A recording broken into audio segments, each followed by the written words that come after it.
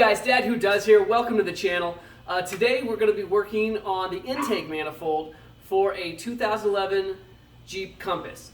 Now, for this intake manifold, I'm going to assume that you've seen my other video on how to take out the throttle body. That's a prerequisite for taking out the intake manifold. If you haven't seen the video, the link is down below. Check that out. It's assumed that it's part of the video, so the way I strung together the video, it will just kind of magically happen along the way. And so that might be kind of confusing for folks as far as like 1 second it's there, then it's not. So that's why, is because there's a separate video for that. Hope you like it, and let's get started.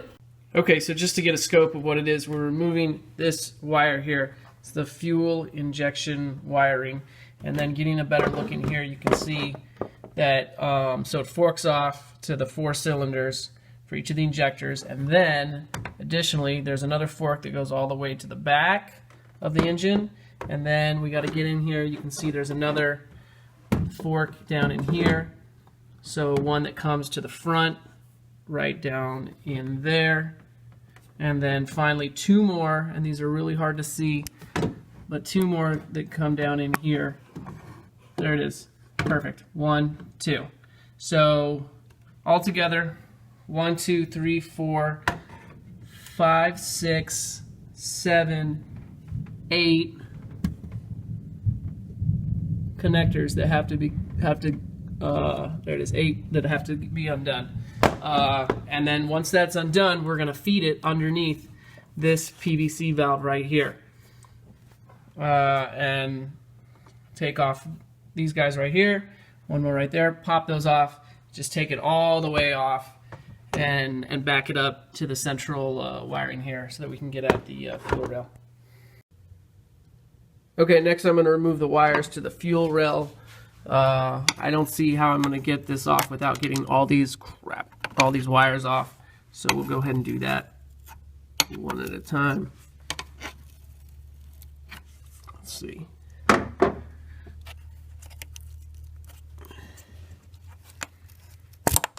Cool. Actually not sure if yeah, okay, got it. So there's a little tab in here I just figured out. You push on the tab and then these guys come right off. And forward. And then I just figured out that, let's see, we need to remove this guy here and right here. So from what I can tell, there's a little tab in there. I can kind of get a screwdriver in, or I can just pull up really hard. So that's what I did. I just pulled up really hard and it seemed to have released. From what I can tell over here, there's 2 wires that need to be removed. So let me reach in there, see if I can get those guys. Okay, there's one. It looks like there's another one right there. And it looks like the clip is on the back side, so I'm going to be hard pressed to get my fingers in there. But so the problem with that one is there's a red tab on it. That's why I wasn't able to get it out. And let's see if we can zoom in there.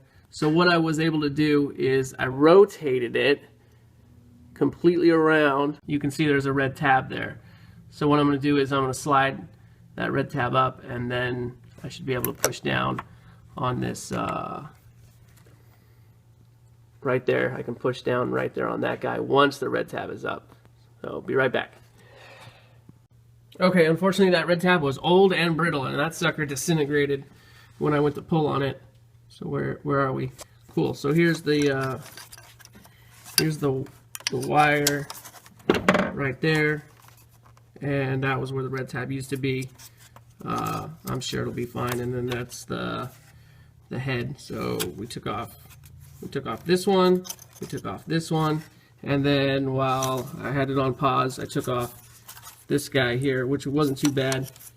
Didn't disintegrate the red tab on that one, and that hooks in down. If I can get some light on this situation, there we go. That one hooks on down there, so that one wasn't too bad. Cool. So now I've got all 3 off. I can kind of start to work some of these out here and get them loosened up enough that when we go to pull this off. Okay, and there's one more wire back in here. See if we can get some light on it. Looks like right there. So I'm going to go ahead and remove that guy. So we got that off. I'm going to go ahead and pop this guy off right here and start to thread it through carefully here. Okay, that did it. Yep, just two-hand job there. So now we're going to go ahead and thread it through here. Nice and slow and delicate. This is a very gentle, delicate piece here. And I'm actually afraid to remove this because I know how delicate it can be and how hard it can be to replace. This, I believe it's like a PVC valve return that returns gases back into the system and captures fuel vapors. And to gain better access, this thing that I said I'm scared of breaking, I'm going to go ahead and I loosened it. First I loosened it with a channel lock wrench and very delicately, and now it looks like I can do the rest by hand, so I'm going to go ahead and take this out carefully. Again, I don't want to break this PVC piece here. Okay, so that'll give me just a little more space to work with here. I'm going to go ahead and take this 10mm, since that's the last thing I was using, take this off and see if I can move this side to side and see a little more from the top side. The next thing I'm going to do is pull the dipstick out.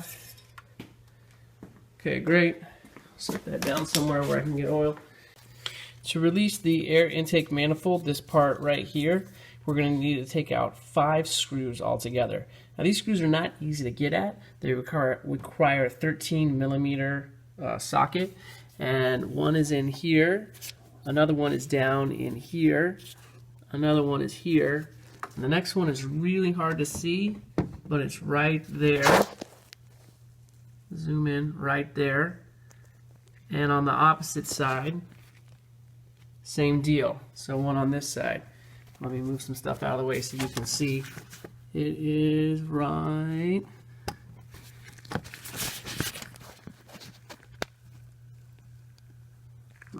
there. So again, these 5 screws require a 13mm socket, and we'll get into that in the next video.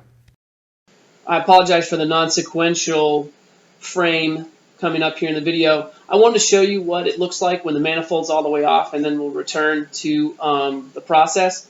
Look at the bolt placement and the nuts here. So here we see a bolt, and a bolt, and then in the lower right and left, a nut and a nut. See how they're evenly spaced, 2 across the top and then 3 spots on the bottom. So look for that as it's on the car.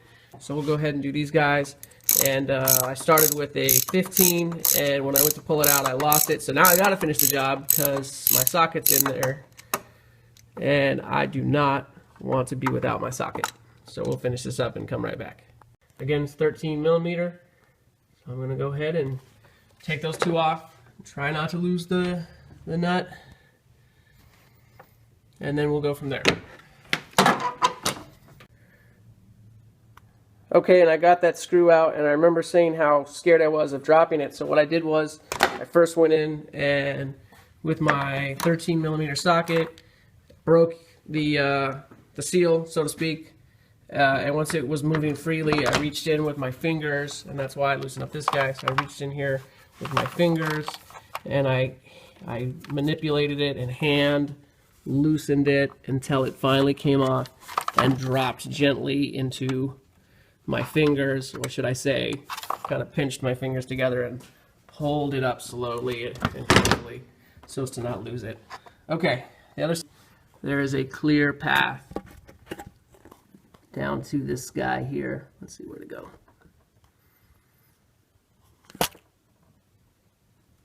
Right, there it is. Right there.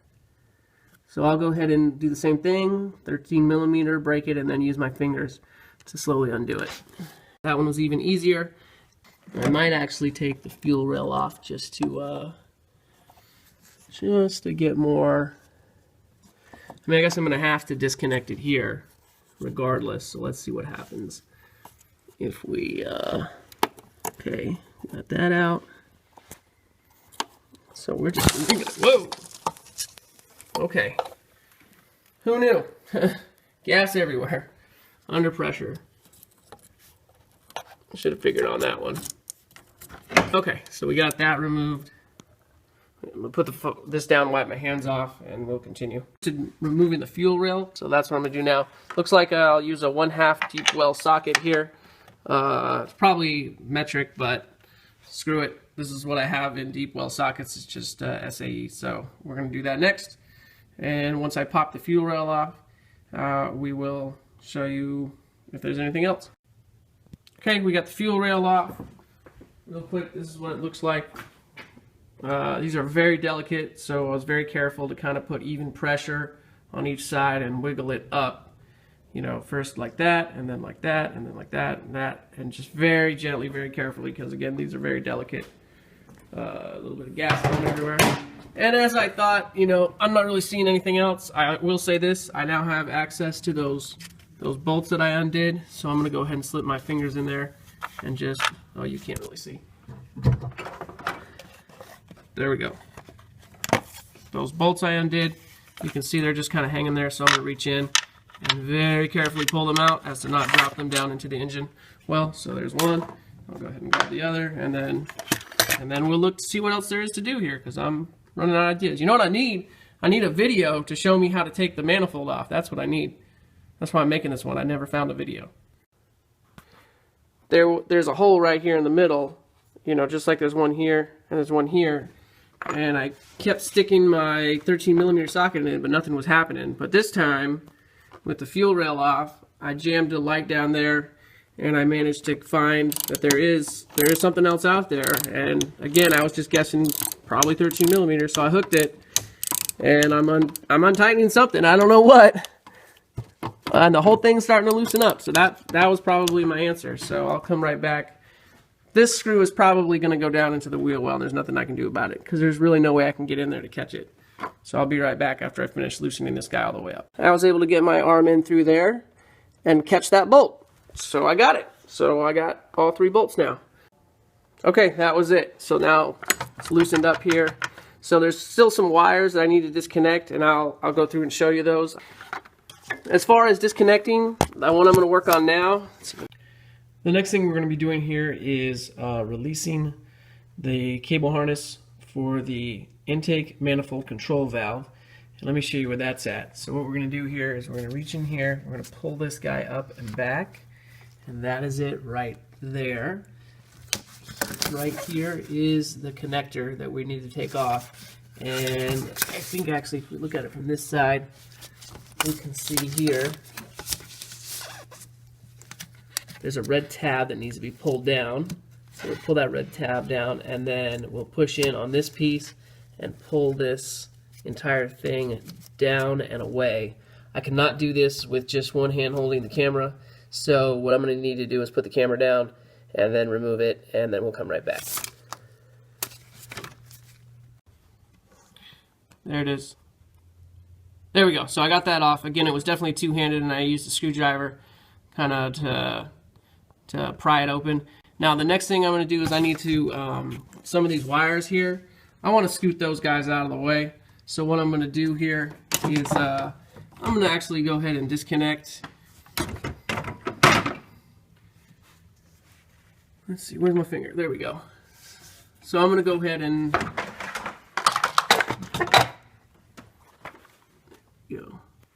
pop this guy up, and I'll go ahead and disconnect this guy. Not because it needs to be disconnected, it's not, but just so I can start to get this wire here. I want to move it this way. I want to move it to my right here. So we'll go ahead and do that right now. Okay, that was easy, one-handed deal. And this is probably a two-handed guy, because I'm not so good at getting these suckers up. So I'll be right back. Okay, so just as a follow-up as far as getting this guy off, it was on there. I don't know if there's a right way to do it. I just used brute force vis-a-vis a screwdriver. I got the screwdriver in here like this, and then I just twisted it. It's a big fat screwdriver. I just twisted it, and kind of forced the thing up, and then I think I even jammed something under there and went in a second time and twisted again, and then So I don't know if that's the right way, but that's how I did it. Same as when I got on the fuel rail. You remember these guys right? Where's my thing? These guys right here. Again, I just used brute force to pull it up. 2 hands and a screwdriver and all that. So that's how I did it.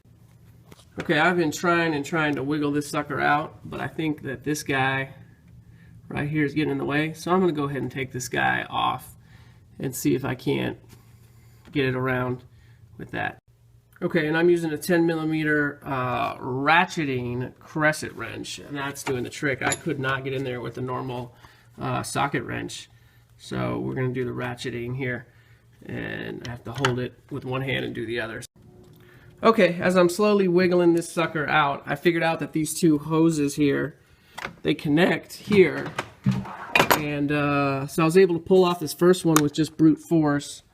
I don't think I damaged it. This next one, I'm not sure if there's a special release or not.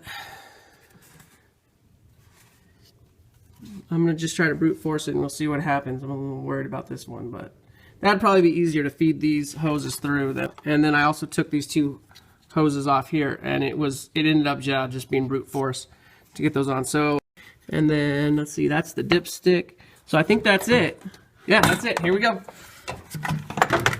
Ah, motherfucker! Pardon the language. Success. Okay, so it's very important not to get any dirt in there into the valves. By the way, this thing's called a valve cover. Oftentimes you need a valve cover gasket replacement, and then a manifold gasket should be on here. Let's check it out. Let's make sure the gasket's still good looking. Cool. So this red, oh, more lights. So this red or orangish is the gasket, and all in all, it looks good on the outside. I think I see some problems between some of the cylinders, but all right, to wrap things up, everything's back together. It turned out great here. You can see I got the manifold back on. Thanks a lot for watching. This is the first video ever. If you liked what you saw, please like and subscribe, and hope to make more videos soon. Thanks.